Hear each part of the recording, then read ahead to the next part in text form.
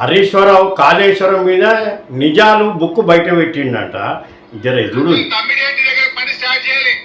Head వదిలి tile దగ్గర ఎక్కడెక్కడో పోయి సొరంగాల దవ్వుడు, కాలువల దవ్వుడు, మొబిలైజేషన్ అడ్వాన్స్ పేరు మీద వేల కోట్ల రూపాయల బిల్లులు ఎత్తింది పని చేయకుండానే.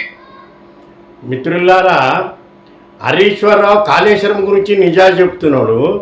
నేను హరీశ్వరరావుని అడుగుతున్నా, హరిరామ్ అనే ఇంజనీర్ ఆయన ఇంట 200 కోట్ల రూపాయలు దొరికినాయి, ఇంకా దొరుకుతూనే ఉన్నాయి. ఏసీపీ పోయి దాడులు చేసింది.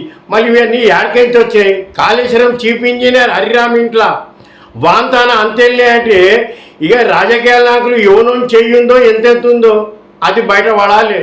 ఆరు ఇంకోటి, నువ్వేదో నిజాలు చెప్తున్నావు కదా, పీసీ ఘోష్ కమిషన్ని కూకుండా పెట్టిరు. మళ్ళీ పీసీ ఘోష్ కమిషన్కి నిజాలు చెప్పు పోయి దమ్ముంటే. మళ్ళీ ఈ లంచాలు తినండి ఆఫీసర్ ఇళ్ళల్లో 200 కోట్లు ఎట్లా దొరుకుతున్నాయి? వారేవా మీరే హుషారనుకుంటున్నారు. ఇది మిత్రులారా కాళేశ్వరంలో జరిగిన దొంగేవారం ఒక ఇట్లున్నది.